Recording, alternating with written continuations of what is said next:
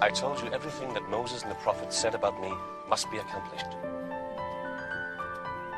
Long ago it was written that the Savior must suffer, die, and rise from the dead on the third day. And you are to carry this message to all the people on the earth. There is forgiveness of sins to all who turn to me in repentance. Lord, are you going to free Israel now and make it your kingdom? The Father has set those times and dates. It isn't for you to know them now. But you will receive great power when the Holy Spirit comes upon you. And you will be my witnesses in Jerusalem, throughout Israel and Samaria, and even to the ends of the earth. Heal the sick, raise the dead, cleanse those who have leprosy, drive out demons. Freely you have received, freely give. Remember that I am with you always, even until the end of the world.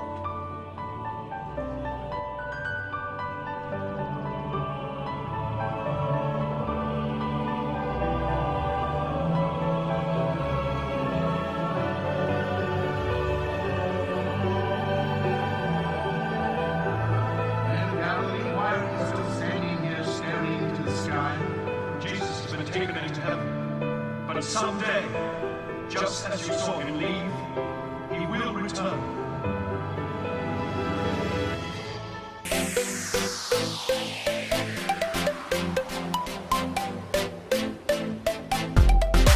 Saudara, pada saat ini kita mau fokus perhatian dan pikiran kita untuk topik yang penting yang perlu kita ketahui, yaitu Yesus naik ke surga. Kristen sedunia akan merayakan hari kenaikan Tuhan Yesus ke surga. Dan mengapa seperti itu? Dan sebagaimana diketahui bahwa umat Kristen memiliki hari-hari rayanya, sebagaimana diketahui pada umumnya hari raya Kristen mulai dari hari kelahiran Yesus, ya, hari Natal, kemudian hari kematiannya di hari Paskah, langsung hari kebangkitannya, dan kemudian hari kenaikan ke surga. Nah, kira-kira seperti itulah hari-hari besar yang dirayakan oleh orang Kristen pada setiap tahun. Kalau pada momen ini kita merayakan hari kenaikan Yesus ke surga. Dasarnya di mana? Dan pasti bahwa orang Kristen tidak melakukan itu kalau tidak punya dasar secara alkitabiah. Nah, dasar tentang Yesus naik ke surga diambil dari kitab Para Rasul, pasal yang pertama, ayat yang ke-6 mulai. Nah, ayat ini saya baca, saudara, tentang peristiwa kenaikan Tuhan Yesus ke surga. Ayat ini langsung memberi topik Yesus terangkat ke surga. Maka bertanyalah mereka yang berkumpul di situ, Tuhan, maukah engkau pada masa ini memulihkan kerajaan bagi Israel? Jawabnya, engkau tidak perlu mengetahui masa dan waktu yang ditetapkan Bapa sendiri menurut kuasanya. Tetapi kamu akan menerima kuasa kalau Roh Kudus turun ke atas kamu, dan kamu akan menjadi saksiku di Yerusalem dan di seluruh Yudea dan Samaria dan sampai ke ujung bumi. Ayat 9 berkata begini, sesudah ia mengatakan demikian, terangkatlah ia, disaksikan oleh mereka, dan awan menutupinya dari pandangan mereka. Ketika mereka sedang menatap ke langit, waktu ia naik itu, tiba-tiba berdirilah dua orang yang berpakaian putih dekat mereka, dan berkata kepada mereka, hai orang-orang Galilea, mengapakah kamu berdiri melihat ke langit? Yesus ini yang terangkat ke surga, meninggalkan kamu, akan datang kembali. Dengan cara yang sama seperti kamu melihat dia naik ke surga. Jelas, saudara? Nah, inilah bukti, ya, cerita tentang Yesus yang naik ke surga. Meskipun saudara tahu bahwa ada pihak-pihak yang lain yang memberitahukan bahwa Yesus tidak naik ke surga. Ya, ada orang yang tidak mau mengakui tentang peristiwa ini. Tetapi ini adalah bagian dari kekuatan sukacita bagi orang Kristen karena surga yang didambakan oleh orang percaya ada di tangan Yesus. Alkitab mengajar kepada kita bahwa Yesus itu dari surga datang ke bumi. Nah, sebagaimana diketahui secara umum, pemahaman kekristenan tentang Yesus datang dari surga, yaitu itu peristiwa Bethlehem. Di peristiwa Bethlehem, saudara, saya sudah berapa kali datang di kota Bethlehem, ya. Dan yang menarik, kota Bethlehem itu adalah wilayah kekuasaan dari Palestina. Dan itu sudah didesain begitu luar biasa, mendatangkan ketertarikan daripada orang-orang Kristen di seluruh dunia datang bersiara di sana. Saya pikir hampir setiap hari ada orang dari seluruh penjuru dunia datang di Bethlehem. Hanya mau datang menyaksikan saksi sejarah bahwa ada satu tempat, satu lokasi yang ada di kota Bethlehem dekat dengan kota Yerusalem di mana Yesus pernah lahir. Ya. Dan itu tempat itu, lokasi itu sedang dipelihara oleh saudara kita Muslim di Palestina.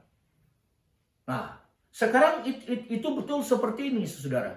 Kita mengajar bahwa Yesus pernah datang ke dunia ini dengan cara menjelma jadi manusia bayi, kemudian dia bertumbuh sampai jadi dewasa, kemudian sesudah menyelesaikan pekerjaan yang kurang lebih 3,5 tahun, maka cerita ini Yesus kembali ke surga.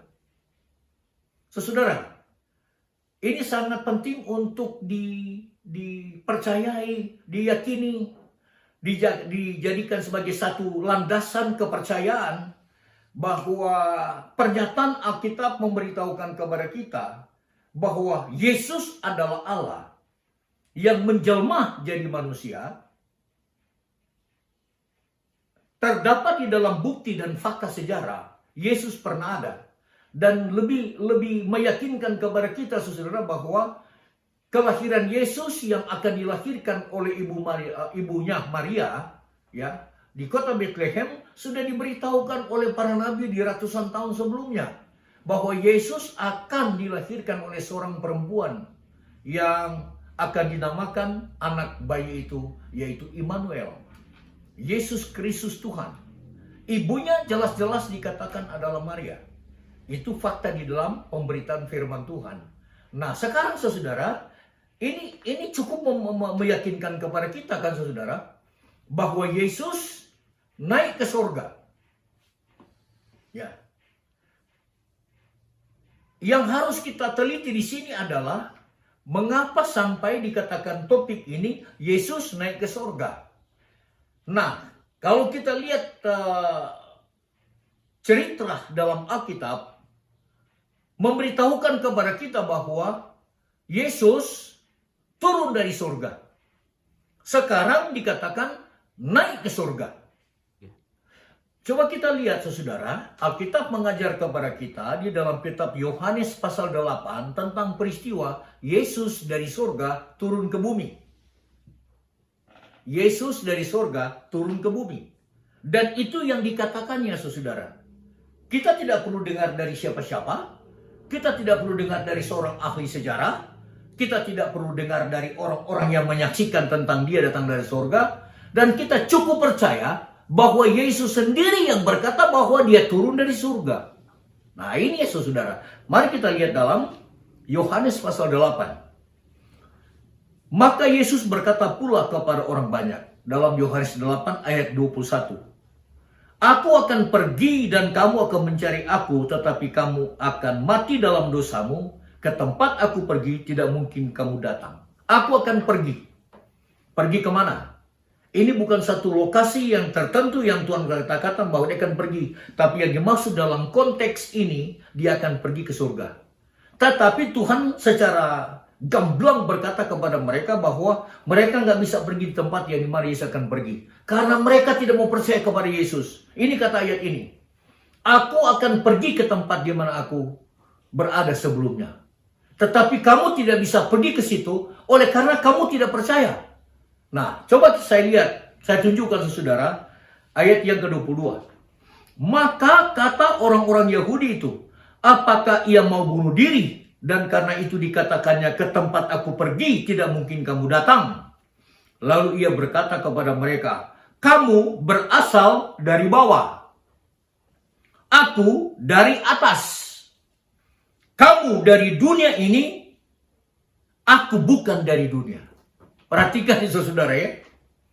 Waktu Tuhan berkata bahwa aku akan pergi ke situ, itu maksudnya dia akan pergi ke surga. Peristiwa dia naik ke surga itu sudah ya saya bacakan dari awalnya dalam Kisah pasal 1. Lalu Tuhan dengan tegas mengatakan kepada mereka bahwa kamu tidak akan dapat pergi ke situ, ke tempat aku pergi, oleh karena kamu tidak percaya kepadaku. Ini intinya saudara. Bukankah umat manusia yang beragama mereka mendambakan, merindukan ya, agar supaya setelah tinggalkan dunia yang fana ini, penuh dengan susah dan derita ini, mereka akan tinggal di surga yang sangat menyenangkan, bahagia yang tiada tara, penuh sukacita dan kepuasan ilahi. Tetapi Alkitab Yesus yang berkata, ke tempat aku pergi, kamu tidak akan dapat pergi ke sana, oleh karena kamu tidak percaya kepadaku. Perhatikan ini saudara. Ini penting untuk direnungkan bersama-sama. Jadi kepergian Tuhan ke surga itu ada kaitan dengan dikatakan dalam Yohanes pasal 14, aku pergi ke situ untuk menyediakan tempat bagi yang percaya kepadaku. Ya, dalam Yohanes pasal 14 kita baca di sini saudara begini. Janganlah gelisah hatimu, percayalah kepada Allah, percayalah juga kepadaku. Di rumah Bapakku banyak tempat tinggal. Jika tidak demikian, tentu aku mengatakan kepadamu. Sebab aku pergi ke situ untuk menyediakan tempat bagimu. Dan apabila aku telah pergi ke situ, di situ dan telah menyediakan tempat bagimu, aku akan datang kembali dan membawa kamu ke tempatku, supaya di tempat di mana aku berada, kamu pun berada. Saudara, coba kita perhatikan di sini. Aku pergi ke situ untuk menyediakan tempat bagi kamu yang percaya kepadaku. Supaya sesudah itu saya akan kembali ke bumi. Nah, itulah harapan Kristen. Orang percaya kepada Yesus, Tuhan akan datang kembali. Tujuannya adalah mau datang mengambil orang-orang yang tinggal di dunia ini untuk dibawa ke surga.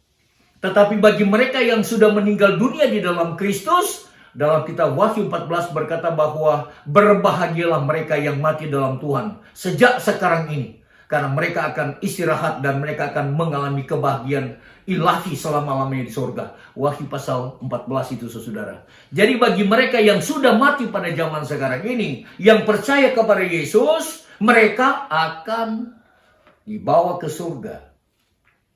Tetapi waktu Tuhan datang pada kali yang kedua sesuai dengan janjinya, dikatakan bahwa bagi mereka yang hidup pada waktu itu saudara, ya, yang masih hidup di dunia ini, waktu Tuhan turun dari surga akan mengangkat mereka dibawa kepada Tuhan di surga. Itu janji yang luar biasa. Nah, sekarang mari kita kembali tentang Yesus datang dari surga. Dicatat di ayat yang kita baru baca tadi bahwa kamu dari dunia, saya dari surga. Tangkaplah ini, saudara. Kamu dari dunia ini, tetapi aku datang dari surga. Kamu dari dunia, saya datang dari Bapa di surga. Apa sudah tangkap ini saudara? Dan barangkali secara logika orang sulit untuk memahami apa maksud Tuhan.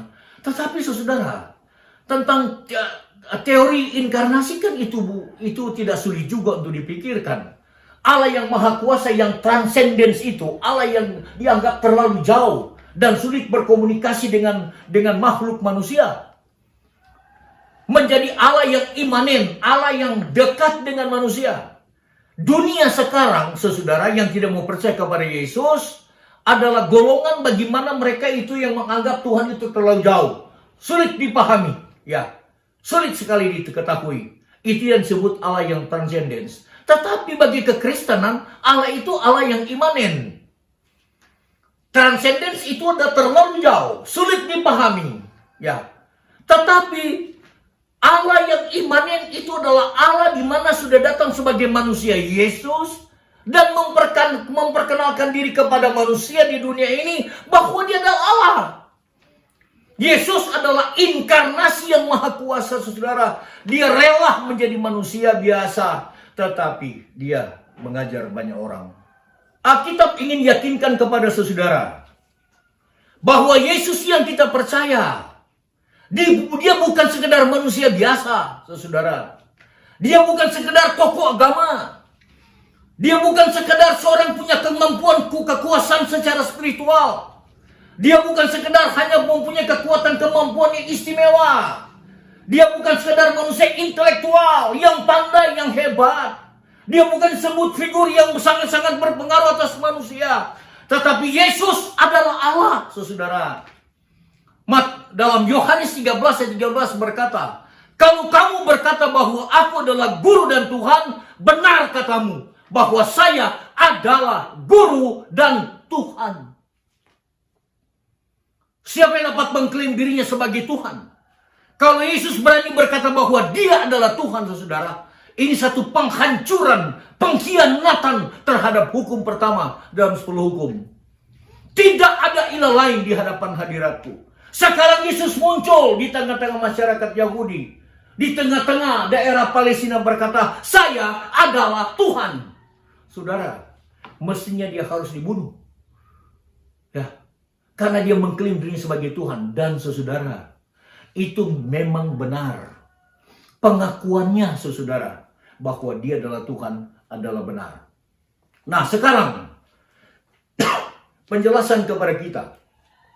Bukankah ini satu kabar sukacita? Yesus yang kita percaya, Yesus yang kita ikuti, Yesus yang kita layani, adalah Yesus yang punya kuasa di sorga. Dia yang mempunyai sorga itu, saudara. Luar biasa itu. Sukacita, ya, pengharapan yang ada pada kekristenan. Bahwa Yesus yang kita percaya, yang kita layani, kita ikuti, adalah Yesus yang memiliki sorga. Karena di dalam kitab Filipi, Efesus, Filipi, Kolose memberitahukan kepada kita bahwa Yesus adalah Allah yang maha kuasa, pencipta segala-galanya. Yesus adalah Tuhan yang sudah menciptakan semua isi langit dan bumi ini. Semua jagat raya ini adalah ciptaan Tuhan sendiri. Dan dia, Alkitab berkata, naik ke surga. Karena dia datang dari surga. Karena dia yang punya surga. Dan di sanalah kita akan pergi.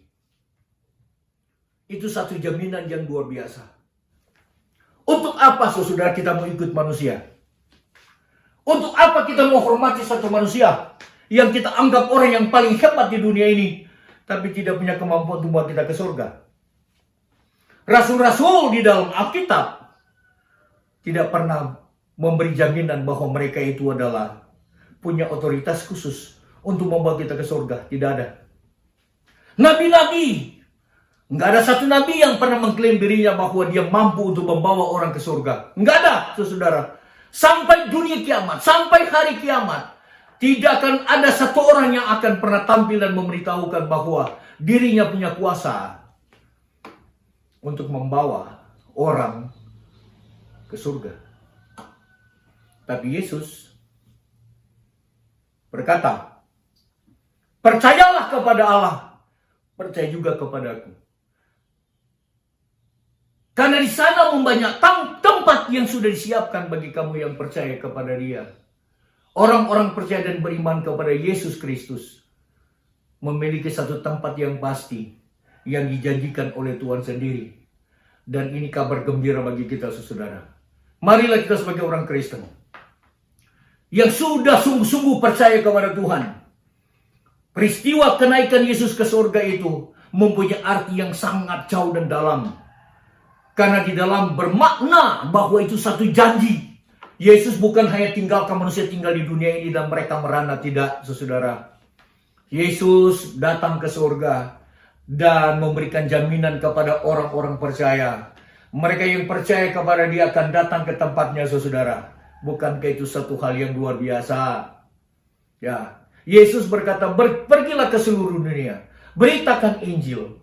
Tentang siapa? Tentang Yesus Kristus. Beritahukan ke seluruh dunia, ke bangsa-bangsa di dunia ini, tentang kabar keselamatan di dalam Tuhan Yesus Kristus. Yesus yang perintahkan kepada rasul-rasul, pergilah kamu ke seluruh dunia. Aku akan menyertai kamu.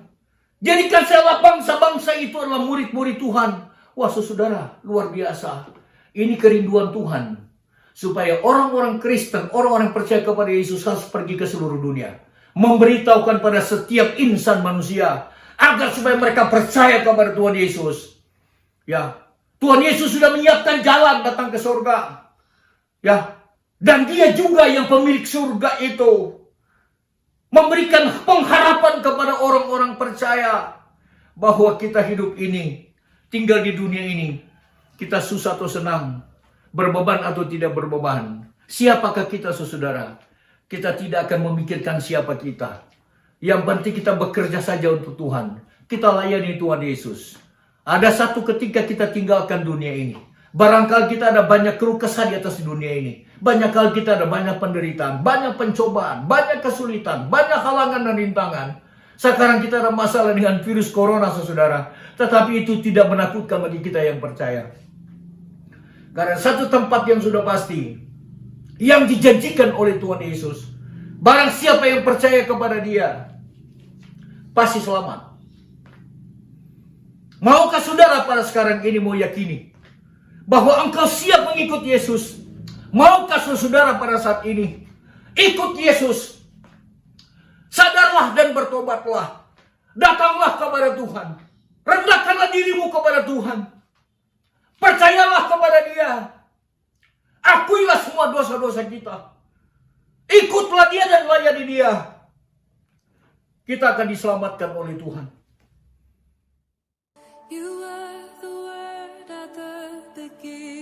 Mari kita berdoa. Ya Bapa Surgawi yang kami percaya di dalam nama Yesus Juru Selamat kami. Kami bersyukur dan berterima kasih karena kami menerima berita pengharapan. Bahwa Tuhan bukan hanya sekedar mengajar selama engkau di dunia dahulu kala. Tetapi Tuhan kembali ke surga. Dan siapkan tempat bagi kami yang percaya dan mengikuti engkau. Buatlah dunia ini sadar bahwa hanya engkau satu-satunya Juru Selamat. Yang dapat mengampuni dosa-dosa kami. Pada waktu kami mengaku di hadapan hadirat-Mu. Dan oleh lidah dan mulut kami mengaku dan percaya bahwa Engkau adalah Tuhan yang Maha Kuasa, Juru Selamat yang layak disembah, dipuja dan dimuliakan. Terima kasih Tuhan, Engkau pergi siapkan tempat bagi kami. Dalam nama Tuhan Yesus. Amin.